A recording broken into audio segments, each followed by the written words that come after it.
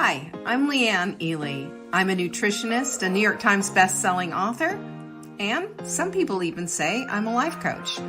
I started the Daily Dish Show to share my story, my truth, and my journey to vibrancy, and to inspire others to do the same. Because it's all about grit, perseverance, and finding a way despite the odds. It's about embracing the whole woman, not just the parts that are easy to love, and feeding her heart, mind, body, and soul. But I found that this isn't just my story, it's your story too. It's go time. This is the Daily Dish. Today we're going to be talking about, again, back to thoughts, because thoughts really can be transformational. They can be transformational, or they can also take you down, right? We know this. Jema knows this. We all know this. All of us have lived this before. We know that what we focus on expands, right? We know that. That's just a simple thing. We know that what measured grows, right? We know these little things, these little cute quotes and points of reference. But what we need to know, and what we need to do as we're going through this growth period in our lives, is we're going through this understanding that there are thoughts in our heads. All of us have them, by the way. There are thoughts in our heads that no longer serve. There are thoughts in our heads that damage us. There are thoughts in our heads that take us down that negative loop that we don't want anymore. But we need to understand that if we're going to build a mindful bridge from here to there, because there's a gap in between your life, right? Wherever you are, by the way, and whoever you are, we all have this. We are here at this point in our lives, and we want to get to here. That's whether you have a weight loss goal, or you have a life goal, or you have something in your life of where it is that you want to go. We always concentrate on the end result, don't we? And we oftentimes don't look at what the journey is going to look like. But I like to say that the gap requires, this gap that we have, and we all have it, requires a mindful bridge. We're all bridge builders, aren't we? It's just, do we choose to open up the toolbox and use the tools that we've been handed, right? Because we haven't had to purchase those tools, by the way. We all have them already. They're sitting in the toolbox, just waiting to be used, just waiting to be used. They require action. They require thoughtfulness. They require something from us, but they're all there. So if we understand that mindfulness then is a practice of presence, am I saying that right? It's a practice of presence. It gives us directions. It helps us to establish our true north, and it gives our brains the much needed reinforcement that we need to create those neural pathways in our heads. We need that. Those neural pathways are what direct us on where we're going to go. We easily fall into those ruts otherwise. We've talked about this before, and we've even called them Oregon trails in our heads, because we know that the Oregon Trail, since the 1860s, there's still places that you can find over, like in Kansas or someplace, where you can find those actual ruts in the road where people we're going back and forth, and well, not back and forth, but going east to west on that Oregon Trail. The ruts are still there. That's how our brains are. And those brains, I'm telling you, those brains love a good rut. We're always looking for neural pathways. And we talked about yesterday how we have 3 negative thoughts. We need 3 positive thoughts to knock out a negative thought. Well, it happens. This is because of those Oregon trails in our brains. And if we are going to be building those new neural pathways, we're really going to have to get into the weeds about it. That's all there is to say about it. It requires work from us. We can't just wish it there. Don't you wish? Hey, Mary Suzanne, good to see you. I'm so glad you're here. Those tools came in our swag bag from God. Oh, I think so. We were very actively into this, and it was a very, very much a team effort, and designed, of course, by our lovely Amber. But yeah, they were deliberate. They were deliberate acts of love. How can we love you up? How can we make it feel like this is something that would be important and useful for you? Not just a tchotchke, but something you'll actually use. And this is the kind of thinking that we need to put into our own brains every single day with all that we do. When we're connecting and creating these neural pathways in our brains, we get to connect to the things that we want most when we've made a decision to unconnect from the garbage we don't want anymore. There's a lot of garbage thinking out there, and you know it because you all do it. So do I. It's part of who we are, and I want to get away from the shame. First of all, because obviously we don't do shame anymore, right? We don't serve shame, but there is shame in the way we think sometimes, and there's shame in the way that we shame our own thinking. And I want to just say, can we just stop it for a minute and disconnect from all of that and say, yeah, it happens, but yes, and indeed, we can step away from it at any time. You are not a tree. Isn't there so much freedom in that? I think there's so much freedom in that. So every person on the planet we have established has a gap. Amen? Every single person on the planet. We are all in one place here, and maybe some people have gaps that are huge. Others have smaller gaps. Oh, well, we'll have to get rid of you. Other people have smaller gaps. Gaps are gaps. They happen. They occur. But the point is that we need to start that mindful bridge building. That's the big thing. The mindful bridge building. So Dan Sullivan of Strategic Coach, and I was a part of this group, eons ago. I used to fly up to Toronto, Ontario in Canada. And every quarter I went through this whole program, and he taught me about the gap. And the gap is, if we focus on the gap, we miss the game. We all have one. So if we're going to get to this place of building the bridge, we got to get our eyes off the gap and get our eyes instead on, okay, so how do I get there? What is it going to take for me to get there? What is the best way that we can do it? The other thing he told me, which I thought was so wonderful and so amazing, and moved the needle in my life, was that your brain is not you. Your brain is merely an organ in your body. So we have the opportunity to think about our thinking.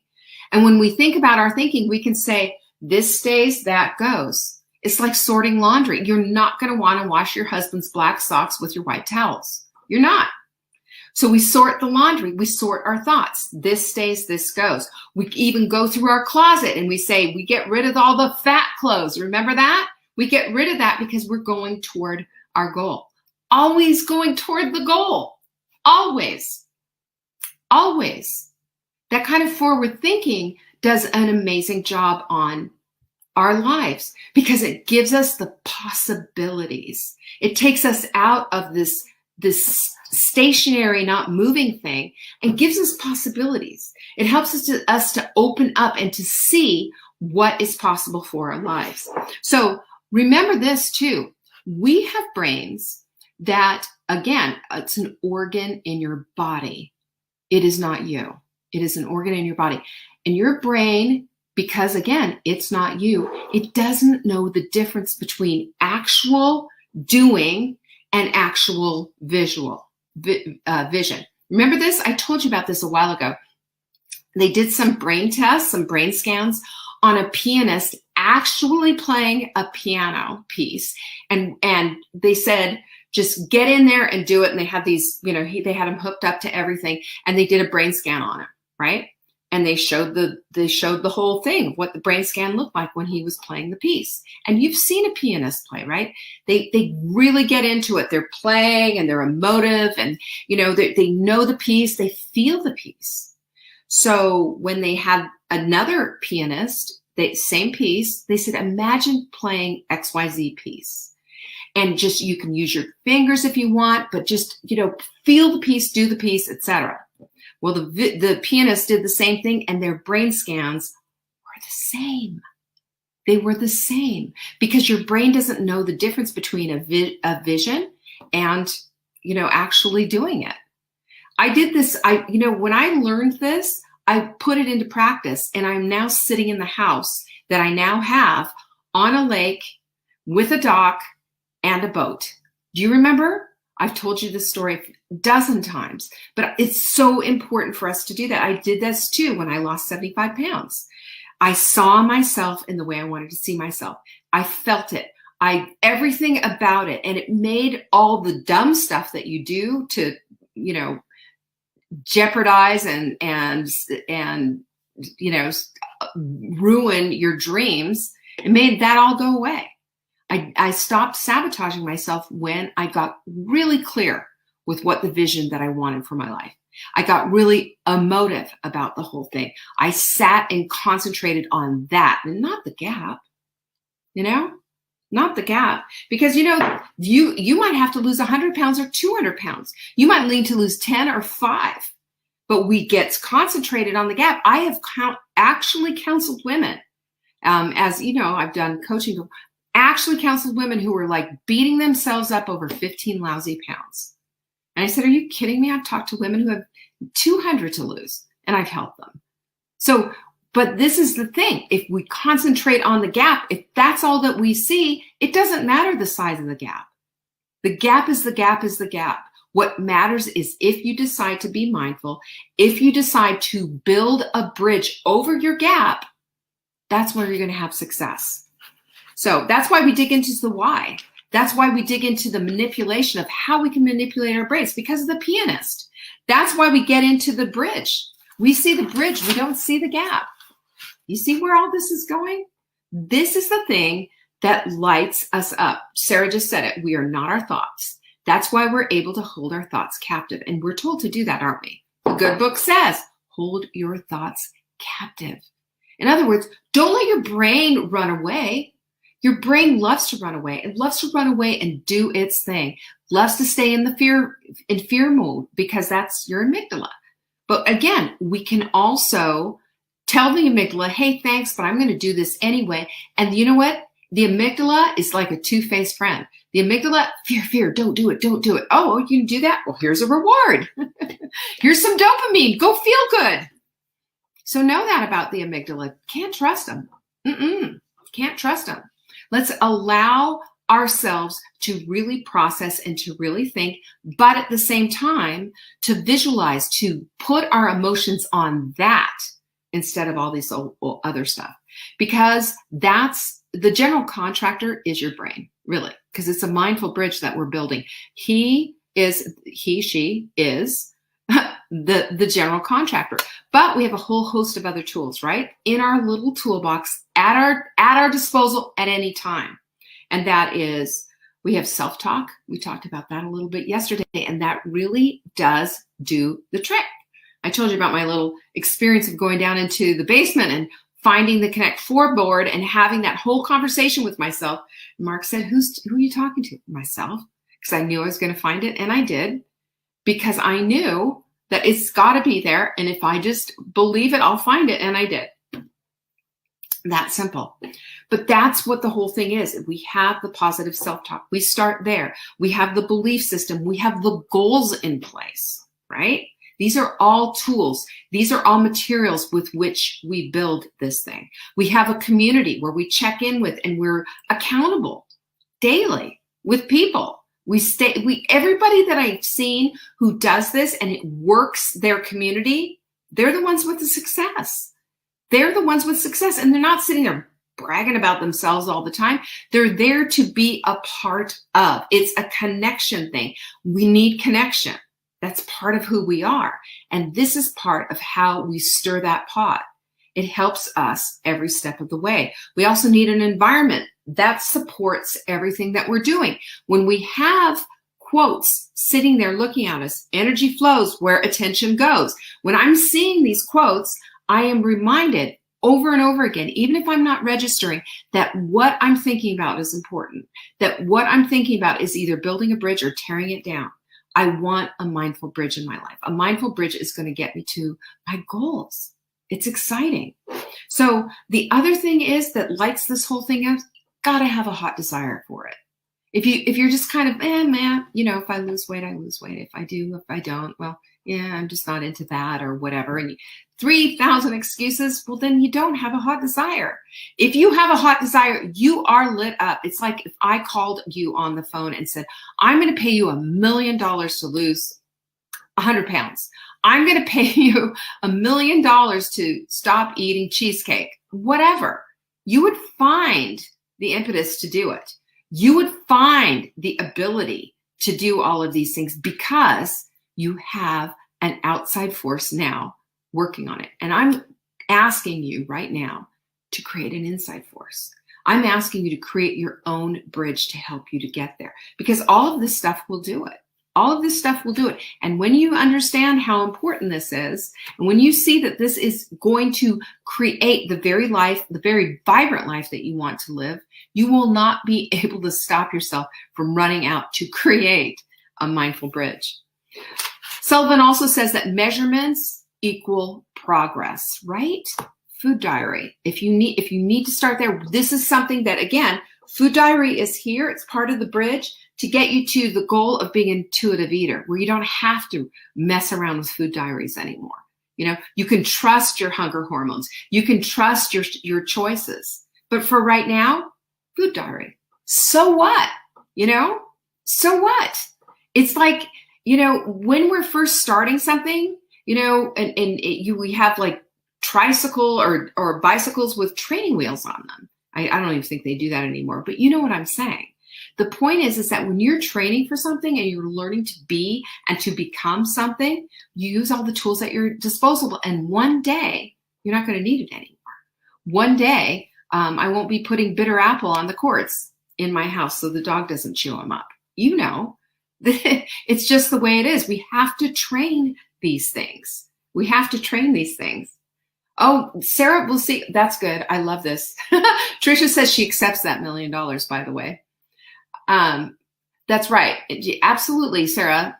A hot desire will carry you through when the motivation leaves the building. And let me just say, motivation is fleeting. It's part of our whole, you know, list of emotions and everything else that we have. And we don't, it doesn't last forever. It comes, it goes. And we need to be okay with that and allow for it. But that hot desire will burn like an ember. It will burn like an ember. How badly do you want it? Think about it before you go to bed. Think about it as you get up. Think about it as you're doing something that you're not really excited about doing at the time, but that will carry you through. But that's what you want, and put the emotion behind it. I'm telling you, you can't help but succeed. So we have 2 different measurements in the sprint, as you know, and I really suggest that you have a lot of different ways of measuring your progress. So we use a tape measure and the scale. The scale is less accurate than the tape measure. I told you last month, I lost 3 pounds last month, but I lost an entire jean size by doing strength training. What does that tell you? What does that tell you? Our metabolism, the scale is not all that. The scale is so inaccurate. It's like calories in, calories out, which is another ancient modality. That doesn't work either. What we know is, and what we understand, is chemistry. And when you measure and you're using actual tape measure, you can see the results. And, you know, I had to latch my bra at the tightest, the tightest buckle, I guess, whatever. But that turned me on more than seeing the scale go down. That's a measurement that we can do. And measuring, not comparing, is the thing that we need to stay very clear on. We measure our success, not everybody else's. We measure what we're doing, not what everybody else is doing. We compare ourselves to our last measurement, not what somebody else is doing, because we know that comparison is the thief of joy, and we don't need that. The gap is there. If we measure that, we're going to feel inadequate. We never measure the gap. We measure our progress. We measure our bridge building. So mindful bridges, by the way, there's more than one in your life because you have more than one goal. And there's more than there. You're going to be building them all your life if you've made a decision to take a road that's less traveled, which is the path to vibrant living. It is. This means that every single day you are down for what's going on and you are in the weeds, taking care of business and doing stuff, even when it gets boring, even when it gets monotonous. But if it requires action, there you are, doing your thing, because that's what mindfulness do. They do. So let's remember this, the right tools for that bridge: patience, kindness, willingness, positivity, focus. That's what we talked about last week. And when you recognize that the power of the brain is also the powerfulness of our own thoughts, around the bridge building itself. I know, right? It's getting complicated. It's not that big of a deal. It's not. But when we make that decision that, yes, we are bridge builders, everything starts to change.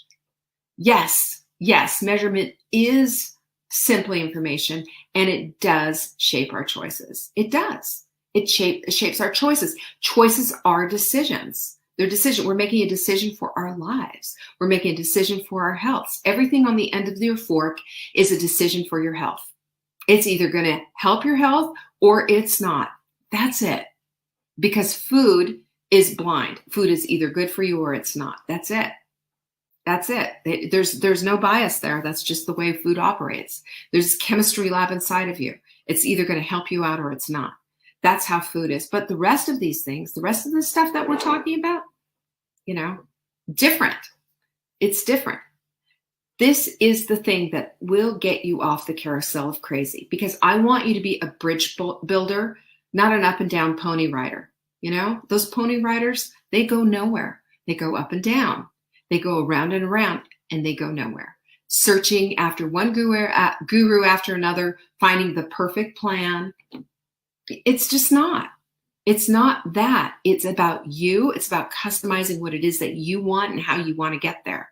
And understanding, like if it's a weight loss, that your hunger hormones definitely run the show.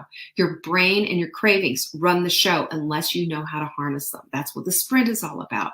And we get to that place, we can start to create a whole new life and get to the place of finally being an intuitive eater. But we can do that with the rest of our life. So what do we want to do if we're going to build a mindful bridge? Okay. Number one, we're going to create 12-week goals instead of yearly goals. You can have a big, hairy, audacious goal. You've heard of that, BHAGs? Big, hairy, audacious goals, excuse me. You can have one of those, but let's break it down into 12 weeks. 12-week goals are everything. They completely change the whole trajectory of how I did my goals and what I actually achieved. That's what this is about. So create 12-week goals and skip the yearly goals so you're not overwhelmed. Number two, keep measuring your build. Because, what does a good contractor do? They look and they see and they look around. Is it getting built?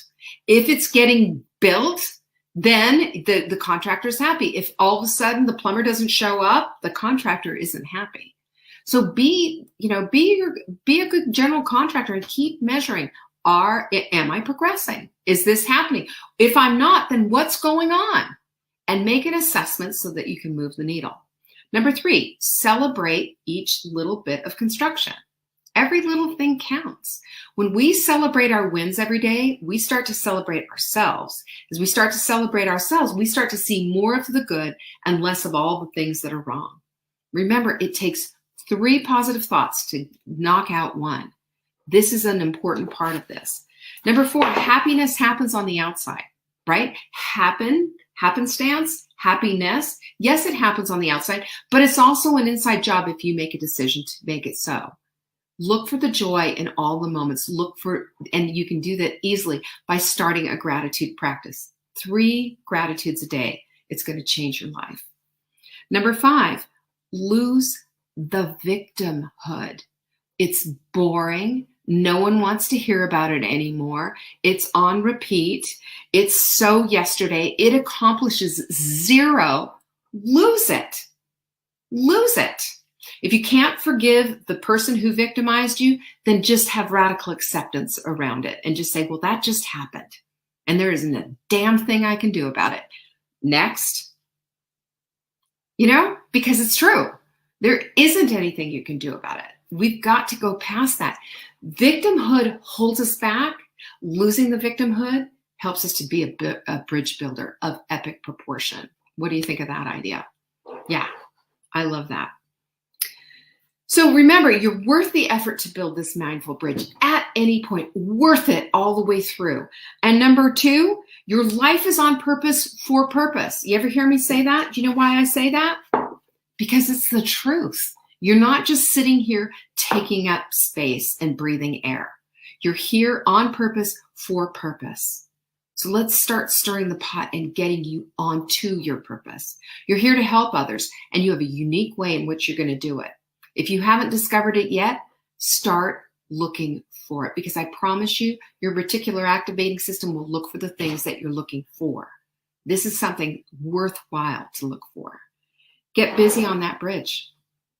It's your build, not mine. It's your build. And it's going to be beautiful. It's going to be uniquely yours. And everyone is waiting to see what it looks like and to celebrate you. This is how we get from being mindless to being mindful. You ready to do it with me? Let's do this. I love it. All right, lovelies. That was fun. I really appreciate the fact that you show up. Peace be with you. I will see you tomorrow for Wise Women's Wednesday. Talk to you tomorrow. Bye-bye. Thank you for joining me today. You can find me on TikTok for daily tips to help support your most vibrant life. And remember, you are the author of your own story. Until next time.